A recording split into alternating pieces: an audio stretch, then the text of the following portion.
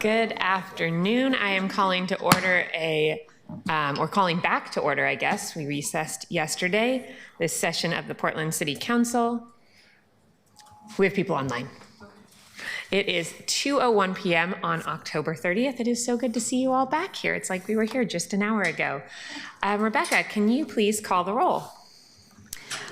Good afternoon. Clark. Here. Green. Zimmerman. Avalos. Dunphy. Here. Smith. Here. Canal.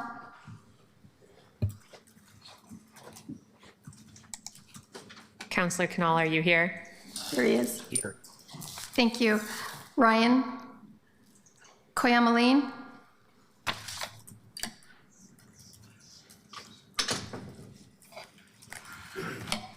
Councillor Koyamaleen is online. Can you hear us for roll call?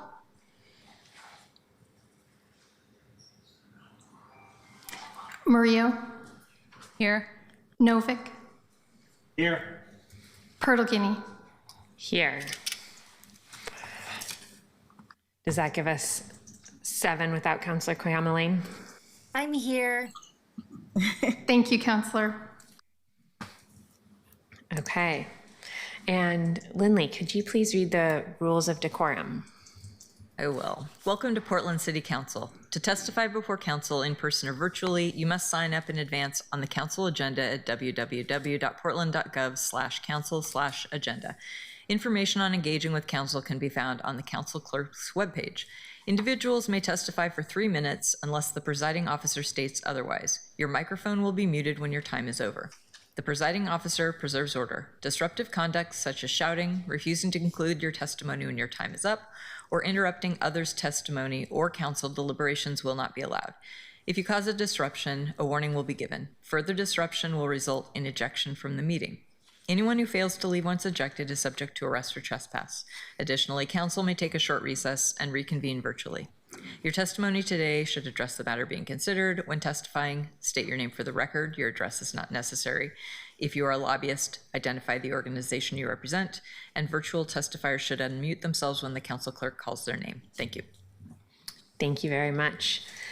Colleagues, we have one item before us today. This item was carried over from our meeting last week. Rebecca, could you please read the agenda item? I believe it's agenda item 11, carrying over from yesterday. It is agenda item 11, initiate 2 disparity studies on city contracting and workforce participation. Thank you. And colleagues, when we last were debating this item, we had adopted an amendment. I do not believe any further amendments were open at the time, so we are in debate on the underlying resolution. And what I'd like to do is ask Councillor Smith, who brought it forward, to just give us a brief overview of what we have before us today. Thank you, Madam President. I wanted to go over the disparity study and the reason why I believe the City of Portland should be paying for a disparity study, because I believe that local governments support disparity studies in contracting to identify and to understand potential inequities within their procurement processes.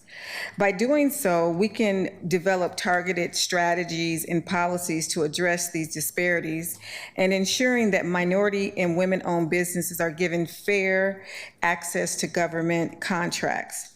Having this commitment helps to promote economic justice, foster a more competitive marketplace, and strengthen community economic development. Additionally, disparity studies provide legal and statistical support for implementing diversity initiatives, helping the government meet the federal, state, and local diversity and inclusion requirements. Overall, studying these studies underscores the government's dedication to creating an equitable and inclusive environment to all vendors, not just some. And so that's kind of finer point on why we're doing this, Madam President. I think that we are an economic driver at the City of Portland, and we spend billions of dollars in contracting, and we need to make sure that all of our vendors and contractors have a fair shot at getting some of these resources. Thank you, Counselor. I appreciate you bringing us all back up to speed there. Counselor Ryan, we are in debate on the underlying resolution. We don't have anybody in the queue right now, but I noticed that there's an amendment that you filed. Should I pause so you can get settled and get yourself in the queue, or should we keep going? Well, thank you, Council President. I was figuring out what you were doing. About time you got to the meeting, Councilor Ryan. We'd like you to please put this amendment out. I'm going to have Will come up just in case. I spilled a lot of water on this one. Counselor Ryan, is the amendment that's posted as Counselor Ryan 1 from today? It's what- number 6, right? You want me to read it? I'm We are just- offering what I hope will be a friendly amendment, and we have been in communication, as you know, with your office, and we've been in communication with some other people that are in the chambers today. And I tend to be that legislator that probably doesn't give everybody what they want, but I think it's a really good incremental step that we're taking today to see the big picture of workforce demographics and how we can have better information at our ready so that we can really sink into what we really all want to do, which is to provide equitable advancement for our workforce. And I know that Councilor Smith and I have been in this dialogue for almost 20 years, so I want to make sure that this gets friendly with you. So I'll go ahead and read what we put forward. And Will, if I screw up, will you jump in? Thank you. So it's under number 6. Is that correct? Yeah. So under the now, therefore be it resolved that the City Council request, number 6, that the city staff with guidance and recommendations of the Fair Contracting Forum, FCF, which is comprised of labor, contractor, and community members, will provide in a separate presentation to council or a relevant committee the following items: project-specific wage and compensation data, methods of data collection, as well as an analysis of the effectiveness of exemption programs intended to increase workforce contractor diversity. And Counselor, can I jump in and? Did I read the right one, Will? And for the record, Will Mescal, I work for Councilor Ryan. That is the main thing. There's one line in item 5 there. Oh, in 5. And there's some clerical corrections elsewhere. I want to just jump in to note for the public watching that this is the amendment that's posted. It's posted as Ryan 1. It's posted as of today on the website. So if folks in the room or online are watching, that's the amendment you should be looking for. And we did make some edits to number 5 that was just mentioned. Do those need to be read into the record? Oh, you have that? No, Okay. they're posted. They're already posted. And I want to thank other counselors up here, especially Councilor Murillo, for the dialogue that our two offices have been having. And so that's the amendment. Sure. Counselor Murillo, we don't have a second yet, so this is Oh. technically not on the table. So do we have a second? I'll second it. Second.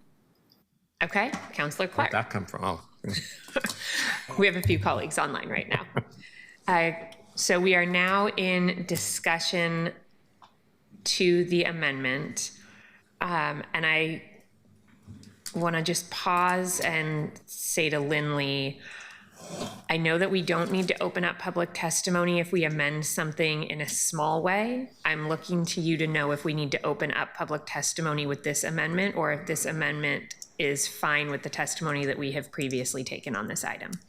So I apologize, I was not at the previous hearing. I don't know the scope of that testimony. And so typically, I'll just give you our general response, which is if an amendment is responsive to the discussion that has been previously had and the testimony that was previously had, we don't ask for further testimony. If it is something that is completely out of scope of what was discussed before, it may be a good idea. Now, again, oftentimes we're talking about the type of hearing where there's like due process concerns in a quasi-judicial setting. That would be imperative that we allow testimony. it's not necessarily the case that it's necessary, but it's a matter of culture and practice. I believe that this amendment is directly responsive to what we heard previously. Councillor Ryan, was that your intent here? And we can take this conversation up after we get the questions also. I just wanted to note that question before we got too far in. But Councillor Maria, why don't you go ahead while Point folks of think order. about that? So this was a good conversation, but I don't know if I understood the outcome. So are we allowing testimony on an amendment today?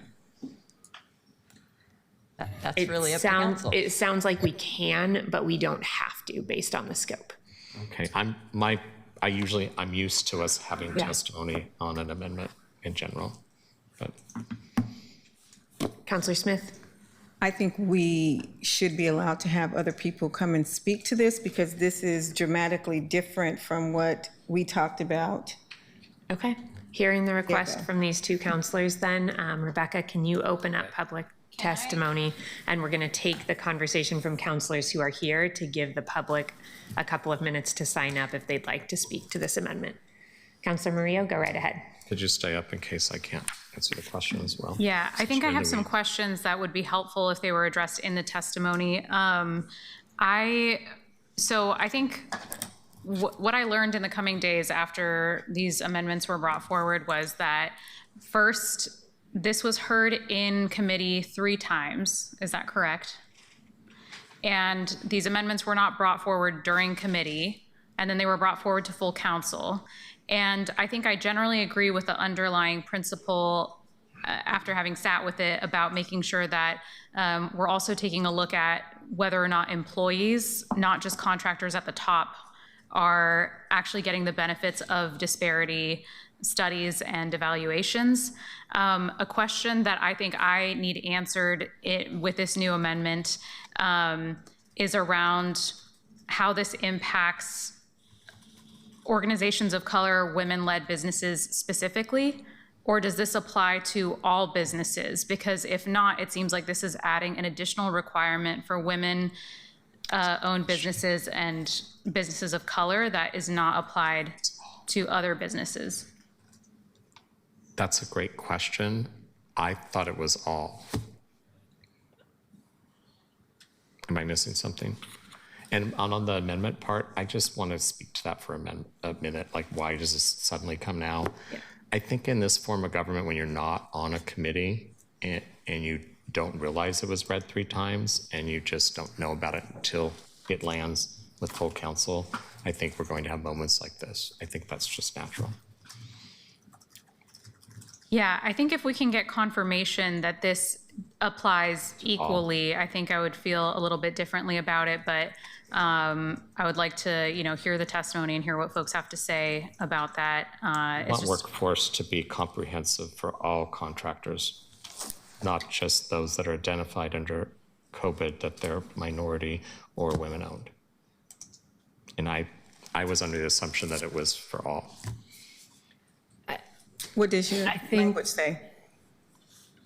The language is posted online. Let's make sure that you have it in front of you, Counselor. If you don't have it there, we can ask Counselor Ryan's team to get you a copy of it. I think to the question of whether the way this is currently written, it would apply to all contractors or just to those who are covered under the disparity study. I want to both see if our lawyers have an opinion on that and look to the administration to see how they would implement it. I think those are important pieces there. So I would ask Lindley, City Administrator Jordan, and I know we have our procurement director, is that the right title? Director of Procurement in the room. If the 3 of you can read the language, think about that, and get an answer back to us before a vote, I would appreciate that. Councilor Murillo, did you have anything further? Yeah, I think those are the questions that I'm wrestling with this amendment as written. And I'm sorry, because there was very little time between the days and when we heard this to really go back and forth with everybody involved about it. But that's a question I have. And I also want to clarify if this changes the scope and timeline of of the policy overall. Yeah, those are the final questions I have. If anyone, I know a lot of folks came and brought the amendments, so if they want to speak to that when they testify. As you know, we're working with your office, and this has been fast, and somehow it was on our lap, and we were doing the best we could. I would say that the scope doesn't change. I mean, affirmative to your question, or no to your question. To your question again? I can't remember, if it was yes or no, Mel? There's two questions. There's one, does this apply to all businesses equally, or are we adding a specific requirement to businesses of color and women-led businesses? And that one I said no, I assumed it was for all. Right, because if it's asking specifically about the exemptions for businesses of color and for women-owned businesses, then that means that you are adding an additional thing to look for in the hiring that we wouldn't do for other businesses, is how I'm reading it, but I'm not a lawyer, so one of our lawyers My can tell us intention that. with this was to get the full scan of workforce for all of our contractors. So we're gonna get an opinion on both the legal and the interpretation on that. In the meantime, I think your second question about whether this would change the scope in a way that changed the cost and timing, Counselor, is best answered by Correct. Our Chief Procurement Officer. I got the title right this time, Mr. Donaldson, and I'm wondering if that's a question that you can answer. I hope that one's no, but.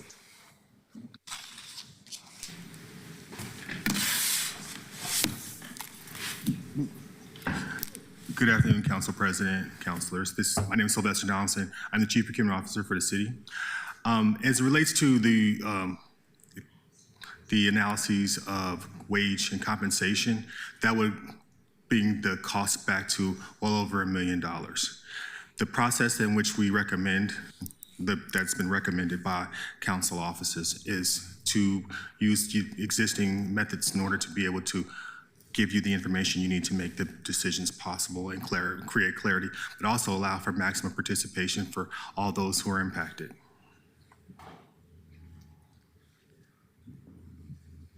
So does that answer your question? So it's an additional cost of $1 million. It would apply to all businesses equally. If you are to utilize the process in which that's been contracted, the scope will change. That change will incur additional costs and expand it. The compensation wasn't originally, and it's not really customary to include that in a disparity study. Disparity study focuses primarily on disparities in the workforce for people of color and gender. Adding the actual compensation portion will be an exorbitant cost. However, we have existing methods in order to be able to help guide that process through internally, through our wage systems that's being updated, as well as the fair contracting form in which staff has been assigned to, which is actually being stood up and revised a little bit. That was very helpful. I appreciate that. Thank you. You're very welcome. I want to clarify, are you speaking to the language in number 6 here, that you think this language would add $1 million, or are you speaking to the discussion that we had? Yeah, in general, adding the additional cost of compensation elements to the actual contract will adversely impact the cost. I think the question at hand is this language, which does not add to the disparity study, but asks staff for a separate presentation to council, and whether that would add a cost. Is that correct, that would be, Counselor? I mean, it's that, but overall, because I'm trying to figure out, I think in having further discussions, it seems, if I can speak plainly, and I would like the testimony to address this if folks are interested, that this may be better suited to fit in a separate policy.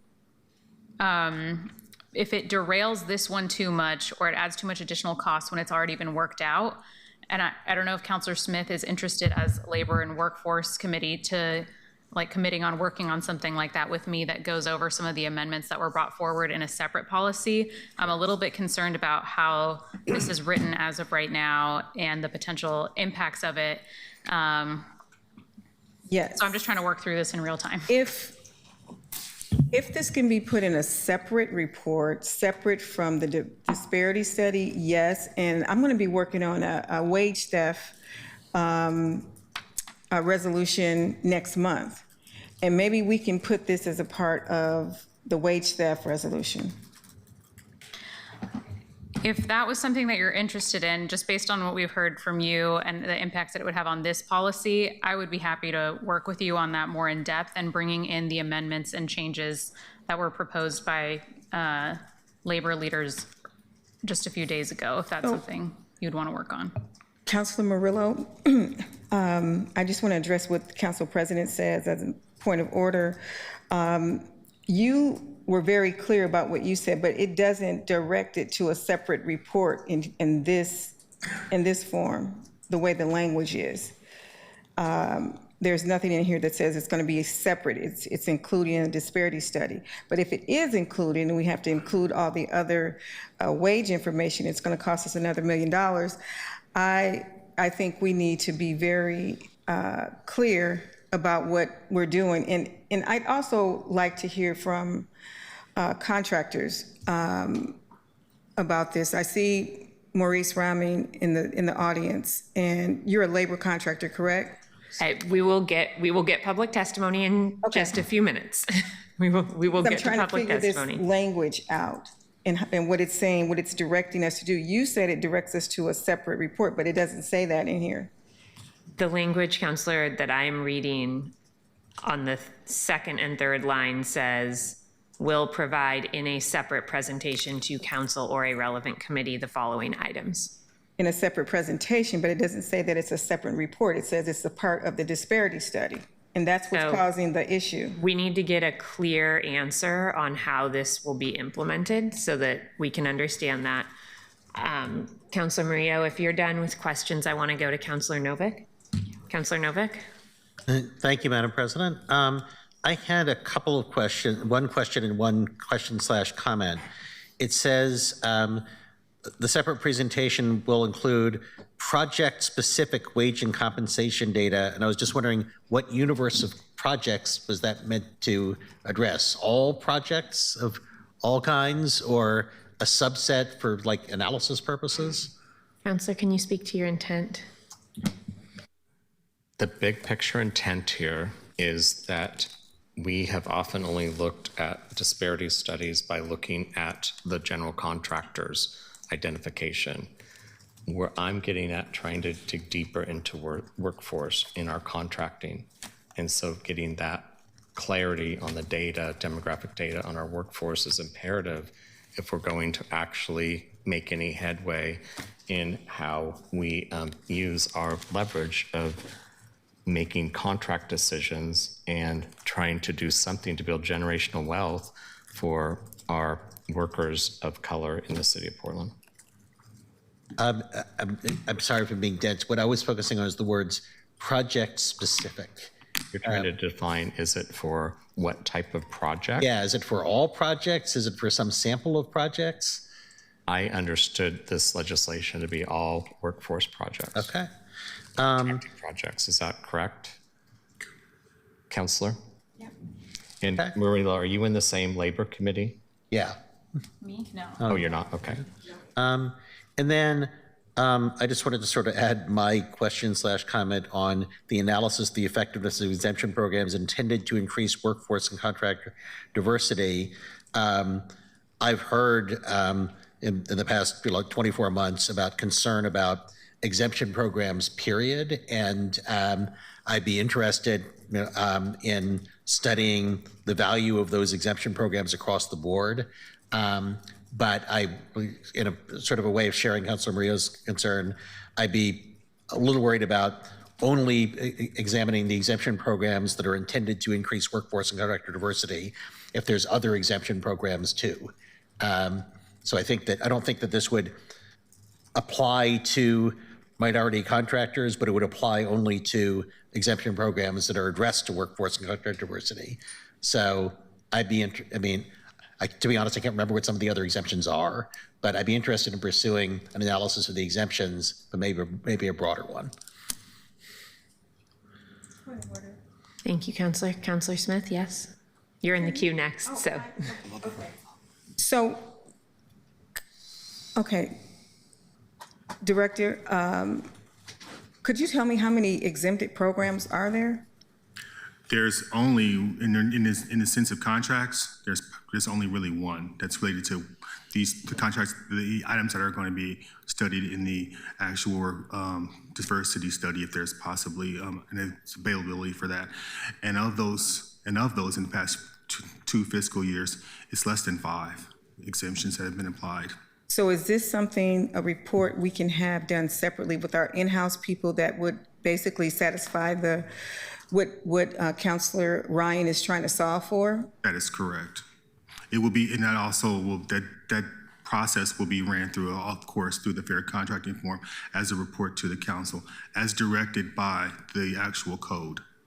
Okay, if they're going to do, in recommendation with the Fair Contracting Forum, if we had the city administrator give us a report that would give us those exempted programs and give us the data that he's looking for, so that we don't, so that we don't confuse this disparity study for race and gender, that we have a separate entity that the city administrator could do. That is possible. It will go run along the same lines as a chief procurement officer report.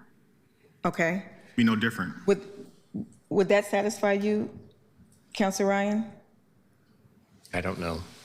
I think I'll listen to the testimony. I'm trying to understand what just happened. So what's being asked here is readily available through the fair contracting form, but it also can be as a regular occurring process, ongoing process through the chief procurement officer report as a subset. That's true. It can be done that way as well. This is operationalizing, but what's being said here is being very explicit as to what we already can do. Because We'll probably be zero cost. Okay, so Councilor Novick was concerned about the impact of the exempted program, so I wanted to get to how many do we have? Is that something that's 3. doable, impossible? Okay. Three in the past 2 fiscal years, it's been 3. And we could actually get that report quicker than we can get the disparity study back. It'd be done in less than a day, if not less than an hour. Oh, That was Councilor Novick's concern, That was Novick's. okay. not mine. Yeah. Councilor Novick, anything further before we move to public testimony? No. Okay, I'd like to move us to public testimony. I think there is further conversation that needs to be had, and I still think we are maybe hearing some contradicting answers from the administration on whether the, what the impact of the plain language on the page would be that I want us to get back to. Either what the legal interpretation or implementation would be. We'll get back to those questions. Let's take public testimony, and then councilors will have more I discussion. just add, based on what just took place, I just want to say that this amendment is aimed at making the study more inclusive.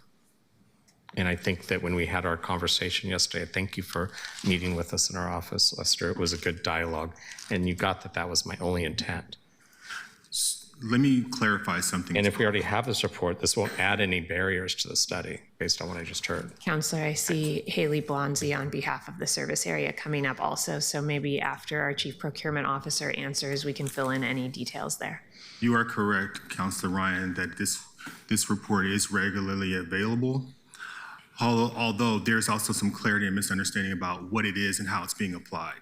I think that's where the misunderstanding is. You're correct. The focus that the conversation we had was also about capacity, workforce capacity, which I totally agree. But this is in regards to the actual exemptions. There is a common misunderstanding about how it works and its regularly applied use. It is not something that's used further regularly, and it's a process in order to be able to apply that exemption. And to be quite formal about it, the fair contracting form is required by code to report these types of elements to you annually, as well as if you would like to have it more frequently, it can be included in the chief procurement officer's report as well. That is an actual administrative function. That is not a legislative function. You would direct us however you would like to have that information provided to you, and I will follow suit. I thought that was important to have that dialogue before we listen to testimony. Ms. Blonsey, is there anything you'd like to add before we go to public testimony? If folks feel like they're clear, then I'm okay to stand down for now, and I can always pop in if that's helpful. Are there lingering questions? Okay, I think we're all right for now. Rebecca, could you please call up our first panel of public testimony. We have 3 people signed up: Lauren Bulling, Randall Friesen, and Lori Wimmer.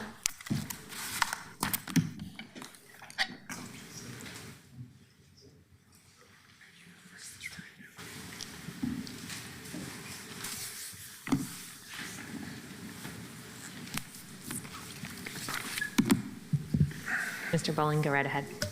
Members of council, for the record, my name is Lauren Bowling, and I'm here on behalf of the Ironworkers Local 29.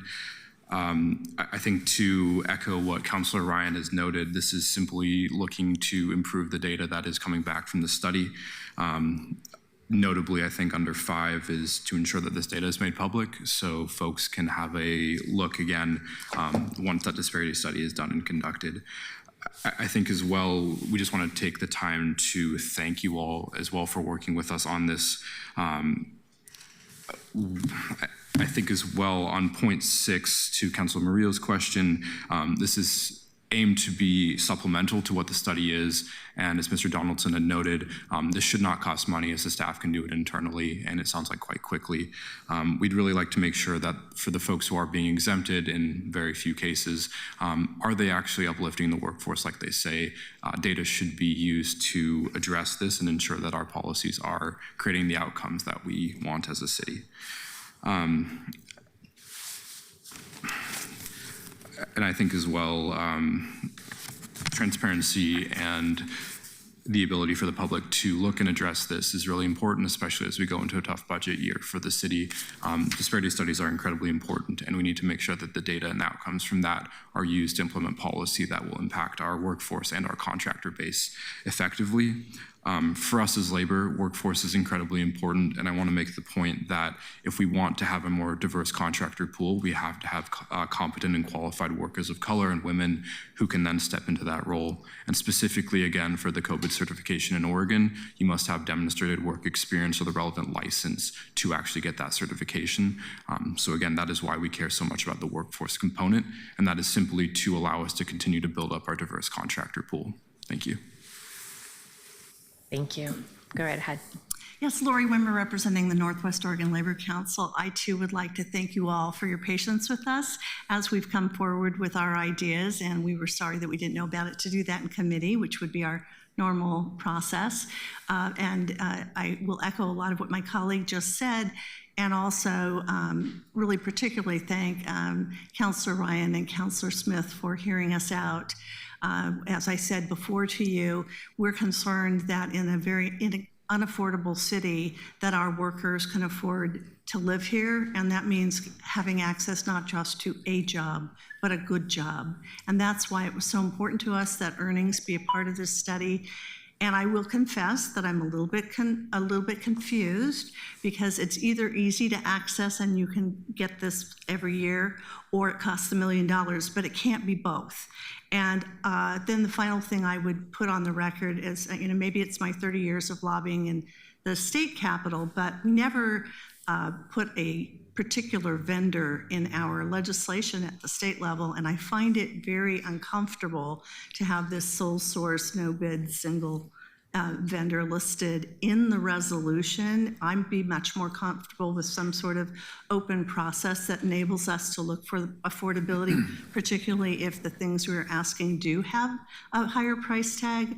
I know that our nonprofit University of Oregon Labor Education Research Center said they could do this same study for between $150,000 and $100,000, which is far less than a drop of 400% over the bid you're currently prepared to pay a private out-of-state vendor. And I would just ask that we reconsider that for the sake of fiscal responsibility, particularly with the shortfall you're currently facing. Thank you.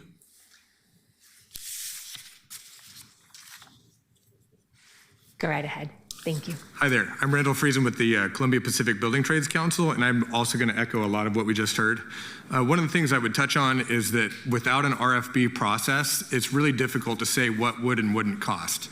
If you go beyond that without having any kind of an estimate done, then how do we really know if it's going to be free in-house, and how do we know it's going to be $1 million, or How do we even know if it's going to be 100,000 if you don't have some kind of a process for that? But we did do our due diligence and reached out to them, and they did confirm that it would be quite a bit less than what we're hearing this would be. The other point I'd add too is we are here in support of the disparity study again, and we do want to make sure that this is to make sure that it's a fair and equitable competitive field for everybody in the city of Portland. We're not trying to slide one thing or the other, right? We want to make sure that the policies that we are doing are effective and they are having the outcomes that the good work that we are doing. So it needs the biggest thing is that it reinforces that these policies that the city has been doing are effective. So there's no disagreement with that. I think it's very important, and this disparity study can do that. It just needs to be done correctly. And to make sure that if we're having exceptions, maybe it's 4, maybe it's 5, put it in the study. Let's see exactly how many exceptions we are doing, and is it effective? So I'll give back my time. Thank you very much, and I appreciate your support. And awesome job. Thank you very much for listening to us and working with us on these amendments. Thank you all very much. We appreciate your testimony and you being here today. Madam President. Councillor Smith, you are in the queue. Thank you. So before they leave, so a couple of things, Lori. I participated with the semiconductor legislation that was passed in the long session about a year or so ago, and they totally identified programs that should be funded in that semiconductor program. It was the small chips bill compared to the big chips bill. My old boss, Senator Wyden, did the big chips bill, and the state decided that they wanted to add additional resources to it. So in order to have pipeline, because the big chips bill said you have to work with underrepresented, underserved community-based organizations. And so when they created the state CHIPS bill, they had not identified underrepresented, underserved organizations. So they did identify people in the bill to be funded, and they did get funded. And so we often do that on the state level. We identify folks for particular programs, and so that's not necessarily totally so, but I know what you're saying in terms of sole source. So that is the ultimate sole source if you get written in on the state level. So we have done it, and we do it routinely. We do it routinely in the end of the Christmas tree bill. So we do that. And so that's not like it's uncommon. But what is very uncommon is, and I just want to make sure that Councillor Ryan, for what he's trying to solve for, I think he's trying to solve for workforce pay. And if he's trying to say that he believes that some of our, exempted businesses are not giving a certain amount of pay, if you all believe that, we have BOLI. BOLI will look into pay. They have to do Davis-Bacon wages on our programs. And those programs that don't, and they're not adhering to it, you can file something against them. So I'm trying to figure out what you're trying to do and how you're trying to solve for it. But that's not what we're actually, I could go for this amendment, this friendly amendment, but it's not solving for what he really wants to solve for. And what I heard Lauren say, that he only wants to work with qualified workers. Does that mean that those qualified workers have to be labor supported qualified workers? I don't understand what the phrase qualified workers. That's why I want to make sure that Maurice Ramey gets an opportunity to talk, because he's a minority business who is labor, and to give me some level setting on if this is necessary. Councillor, we had the opportunity for folks to sign up to public testimony, and I'm not going to force anybody who's not a... Council President, yeah. Pardon me, Maurice did sign up for testimony. Okay. We have one more person signed up. It's Maurice Raming. Great. Can we respond to that? Why don't we have a quick response? Colleagues, I'm going to note that this is turning into a bit of a committee feel and not a council feel, and I want to make sure that we get back to making some final decisions here so that we can take council action. But yes, please respond briefly and then we'll move forward. Counselor Smith, this is to address workforce diversity. It is not simply on wages. Wages is a subset of data that we can get through procurement.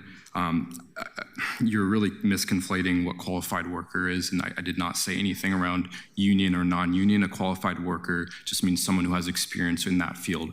That could be a non-union electrician, that could be a non-union plumber who has a license. It means someone who has done the work and has a license. It is not specific to labor or to union or to non-union. It is simply someone who has done the work and then can contract and succeed. That is the point. We want to ensure that workers of color, women, have the ability to get into that experience and then build up capital to actually become a minority contractor. We need to have folks who have the opportunity to build up new businesses, and that's why the workforce diversity component, that's what I think Councilor Ryan's intent is. Excellent. Excellent. Okay, thank you all. Let's bring up our final testifier. Thanks. Maurice Ramming. Ramin, it's good to see you. Thank you for being here. Nice seeing you guys as well. Thank you for having me. My name is Maurice Ramming. I'm the president of O'Neill Construction Group. I'm a union contractor. I've been a union contractor since we conceived the company 20 plus years ago. And so I think this is a really important conversation. And hopefully I could shed some light on my experiences and what I feel like potential solutions going forward are. As I mentioned to many of you in the room, construction was my pathway out of poverty. From a poor family, I was able to get into an electrical apprenticeship program and then start a company, mostly electrical contracting, then expanded into O'Neill Construction Group, Howard Jacobs Masonry, O'Neill Electric, and my side gig with O'Neill Walsh Community Builders, which has been very informative and helpful for our company. With that said, as we look at the disparity study, historically, I sat on many disparity studies with the city, the state, the port. It has had a heavy focus on the contracting and making sure contracting equity occurs. And that is very critical, especially in this time when there's less and less opportunities for contractors that look like myself. Also, on the workforce, I feel like if we're looking at expanding onto the workforce and making sure all contractors have a diverse workforce, then I think that is hugely vital to make sure that we have the workers on the job site reflect that in which is our city, our state. What I would say is, as far as wage information, prevailing wage and Boley prevailing wage or Davis-Bacon prevailing wage, those documents usually are received through a FOIA request. You can look at all throughout the whole city process if our concern is that minorities or women are getting paid less, then we should look at having procurement come up here and go through those data points to verify whether or not, because when we fill out the forms that we have to fill out as contractors, we list the wages that we're paying people. So you could go through those forms and those data to see if we are paying the prevailed wage or the required wage for that. And that's for both union and non-union. And so I do think that including workforce in this is definitely something that would help people that look like us be able to participate. Also recognizing that time is of the essence. We are losing time as we watch women and minority contractors have less and less opportunities due to the state of our nation, unfortunately. I'll stop there and look for questions. Thank you. Thank you very much. We appreciate hearing from you. Okay, colleagues, I believe that closes public testimony? That concludes testimony. Okay, Councilor Murillo, did you have something additional? Yeah, I think everybody up here is confused, including myself. And I say that because I am being asked to make a decision right now, and I don't feel clear on this at all. So I feel like we heard contradicting things. I I don't think I got a clear answer on if this applies to all businesses or just the ones that are exempt because they're minorities. So I want clarity on that. And I guess, to be honest, I feel like if we're not tracking it this well, and this was brought last minute, I would prefer to work on a separate policy with Counselor Smith through Labor and Workforce so that we can do our due diligence and make sure everyone's on the same page. Because I don't feel like we got clear answers. And not because of you, but because we're confused and because of the amendments. Just want to be clear about that. Thank you, Counselor. Anything further? Counselor, anything further? I mean, I just want an affirmative. Is this going to be applied to all businesses that the city contracts with, or just the ones for exemptions? I've heard yes. Mr. Donaldson, can you answer that? Council President, councilors, it's for all. Yeah. In order for us to do any study, we would need to take all elements in order to be able to identify any disparities. Okay. And so the $1 million that was given to us as an answer for how much this would cost, is it specifically because the resolution points out the study led by Keene Independent Research? If we did an RFP, would that lower the cost? Just to clarify, Keene was a prevailing contractor for one of our peer agencies, and we are allowed to, by law, piggyback on that contract. So it was actually a competitive process.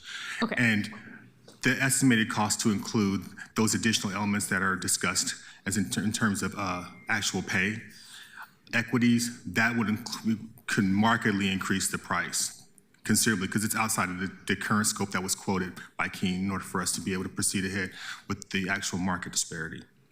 Okay, that's helpful. Thank you. Thank you.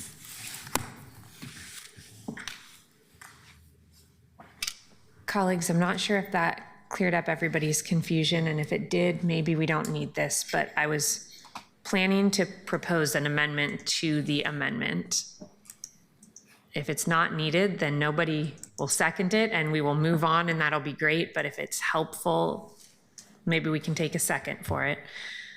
I would propose that we move the language that's added to number 6. Everything else in the amendment would stay as is, but specifically the language in number 6 would be removed from a number 6 of the first resolved clause. We would add an additional be it further resolved clause at the end, which would say, be it further resolved that the city administrator bring a separate report with guidance and recommendations of the Fair Contracting Forum, which is comprised of labor, contractor, and community members, to council or a relevant committee with the following items, and then would continue with the same language that is currently in number 6 of the first resolved, and that might help clear up that this is a separate report. It is not part of the disparity study and therefore should not add costs. And we did just hear that working through the Fair Contracting Forum would mean that we are working with data for all contractors, not just a subset of contractors. Second. Can you email that so we can read through it? Yes, let me send it to the clerk and then I will email it to everybody. It does not change the substantive language. The only changes are to say, instead of a separate presentation, a separate report, and it would say that at the top. You know what, in order for me to continue running the meeting while we do this, I'm gonna ask my staff, who I'm also messaging this to right now, Devin, if you could send that to all counselors and chiefs. I see a nod from the back of the room. That would be a new, be it that further resolved, it would be the final be it further resolved so that it is physically separate from the resolved about the disparity study. Councilor Ryan, are you in the queue to discuss the amendment to the amendment? I am now. I am now. Okay, go right ahead and we will. I had it up to say I'm glad we got clarity that this means all, and I'm glad that we got clarity that this just means we're looking at the entire workforce. And so your rearrangement of the deck chairs that allows us to keep those same intentions is friendly, and I will go with the flow here. Is it friendly enough that we It's don't friendly need to because you're take a? keeping my language, so I'm cool with that, obviously, and you're moving it to a different place so we could all come together. Do we need to take a vote, or are you okay moving forward without a vote? Which do you prefer? This is your. Time is of essence. Great. So we're going to take that as a friendly amendment then. I believe Councillor Clark seconded your amendment. Councillor Clark, are you okay with this being friendly? Yes. Okay. Councillor Zimmerman.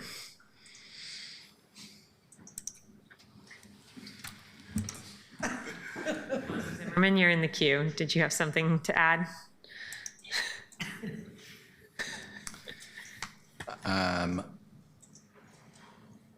I get this. I appreciate the people who have worked on it. I think that being able to understand if exemptions are working for the workers within those programs makes a lot of sense to me. I said this when I voted for the social housing resolution in the Housing Committee, which is I don't want to be afraid of information, and I think that this is helping me get information. So that makes sense to me. I appreciated the comments from those who participated, that this idea that how do you get to the point of having owners? Well, it requires that you have workers who are in a successful firm, so to speak, and that they're getting those benefits of it. So that, for me, from the logic track, that is tracking here. And just from if you apply for and you get an exemption from the city of Portland for something, regardless of the thing, it does make sense to me that there would be a step in proving that the exemption is working for our intended outcomes there. So I too, like a few people, feel like there's some cross-talking happening that I'm not fully tracking, but on the nose here, most all of this seems to be complementary to what I think is the overall intent of the disparity study. So I'm glad that you open it up to public comment too. I think that was helpful to hear just the different perspectives there. I will also say I'm not exactly sure where we get from $0 to $1 million in the same answer from the same office. That is concerning and is not clear where that came from, but I plan to be supportive, of course, of the disparity study, so thanks. Thank you, Councillor. Councillor Smith? Thank you, Madam President. I think that when the scope of work changes, Councillor Zimmerman, the price changes. And it was a specific question asked about exemptions, but it didn't detail the entire specific wage and compensation data that was required in the original amendment that Councillor Ryan did, and that's why it was different. I want to thank everybody for kind of walking through this, because this stuff is hard work. I thought I saw Heidi here because we never did get a legal opinion, because I want to make sure that what we're doing is not stepping over the executive order.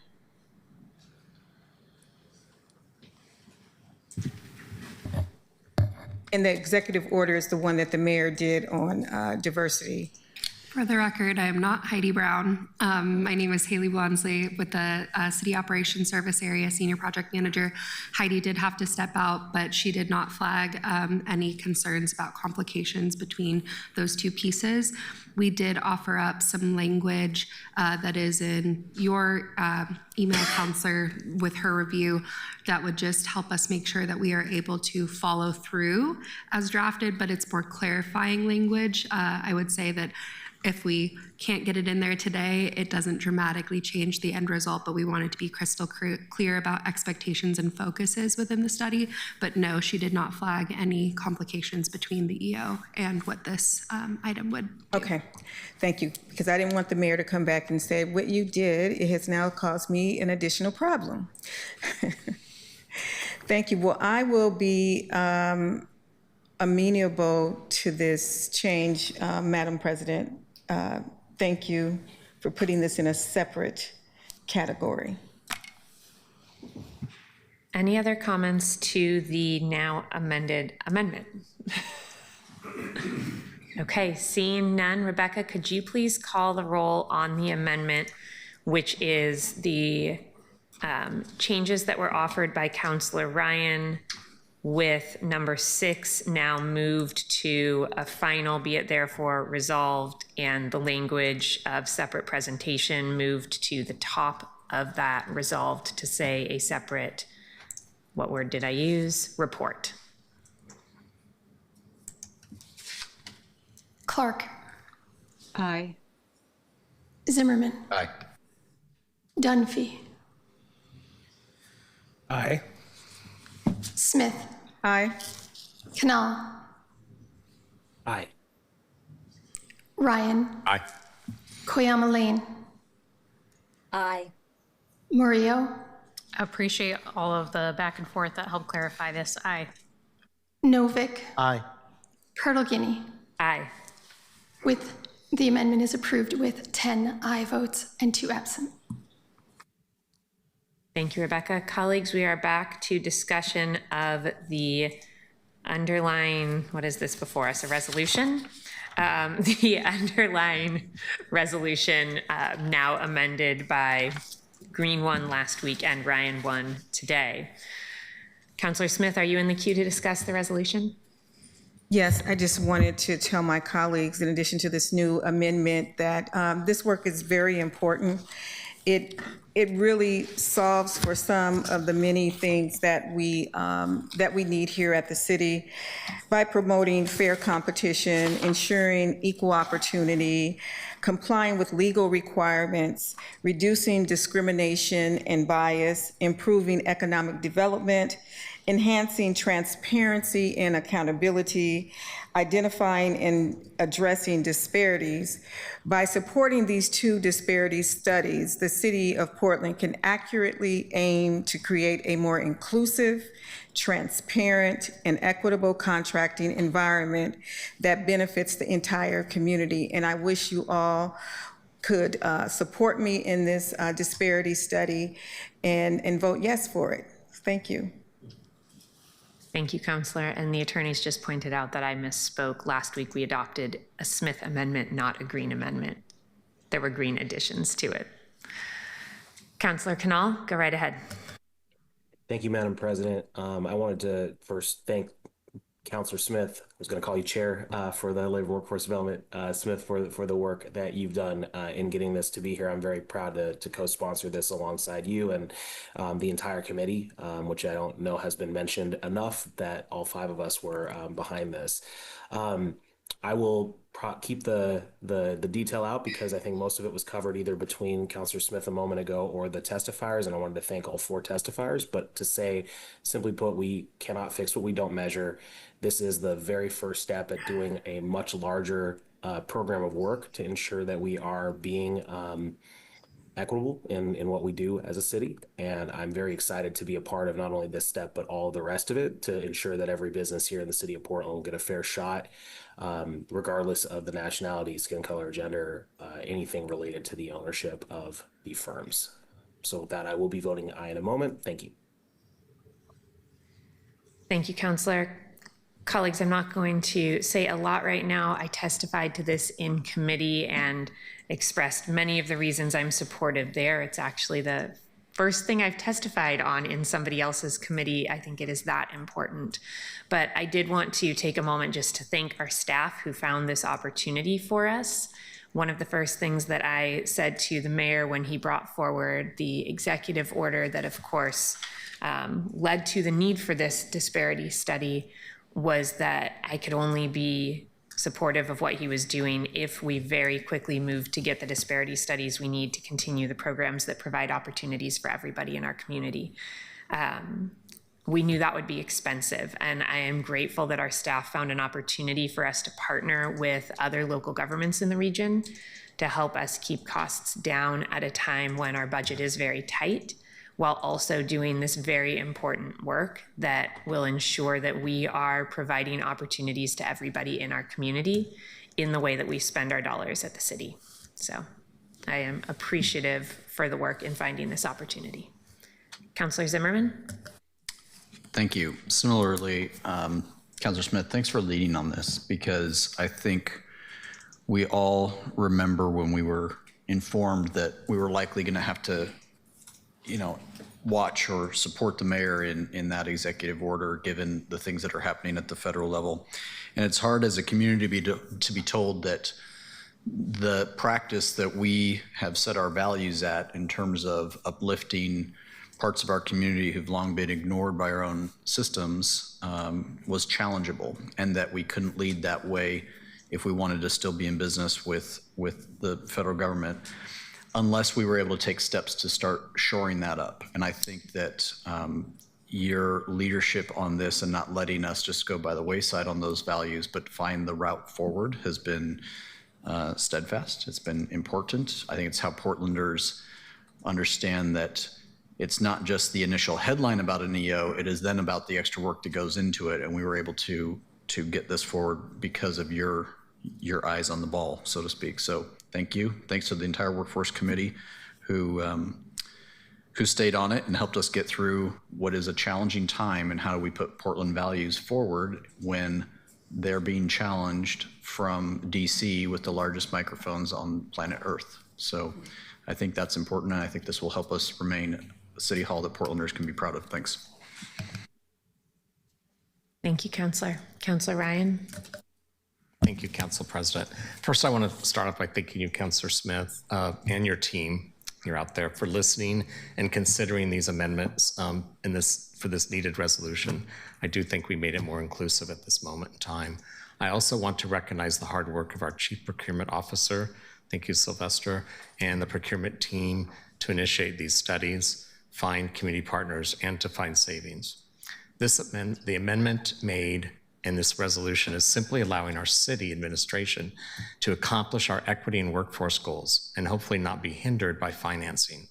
I fully support these disparity studies that are moving forward, and I'm thankful for our professional staff who will also research and bring back data on compensation so we can continue to offer family wage jobs in Portland and build the generational wealth that we failed to accomplish in Portland until now. So this is a step forward, and I'm really proud to be on this council to pass this. Thank you. Thank you, Councillor. Councillor Murillo. I will keep it short because everyone's already said everything I wanted to say, but yeah, thank you to the Labor and Workforce Committee for bringing this forward, and especially you, Councillor Smith, for leading the charge on this. I think it's really important at this time. I'm also really grateful to the community members who came and testified, and for Councillor Ryan for coordinating some of those changes, and that we were able to have a robust discussion informed by staff expertise and everything to come to a conclusion together. So really grateful for everyone taking their part here, and I look forward to passing this. Thank you. Councillor Novick. I also wanted to thank Councillor Smith for her leadership. I also wanted to express sympathy with Councillor Ryan's comment that he didn't know what was going on in the Labor and Workforce Committee and didn't know that it had been heard 3 times. So that's why he's bringing these amendments now. And I think I've often been in the same situation. And I think that all of us individually, or maybe we could figure out some way as a group, should figure out a way that we know more about what's going on in the committees that aren't ours, so that if we have amendment thoughts, we add them easily. I don't have a solution to this. I just wanted to share my, empathy with the issue. Thank you, Councillor. Colleagues, seeing no one else in the queue other than those, myself included, who forgot to take ourselves out of the queue. I believe we can move to a vote on the underlying resolution. Rebecca, can you please call the roll?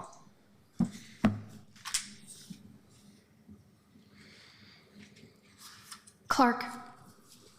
A grateful aye. Zimmerman. Aye. Dunphy. Aye.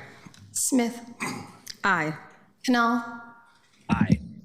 Ryan. Aye. Murillo. Aye. Novick. Aye. Pertogini. Did we skip Councillor Koyamaline? Apologies, Koyamaline. Aye. Pertogini. With gratitude to Councillor Smith, aye. And with 10 aye votes, the resolution is adopted as amended. Thank you very much, colleagues. This is the only item on our agenda today, so I am going to close our council meeting. Thank you very much.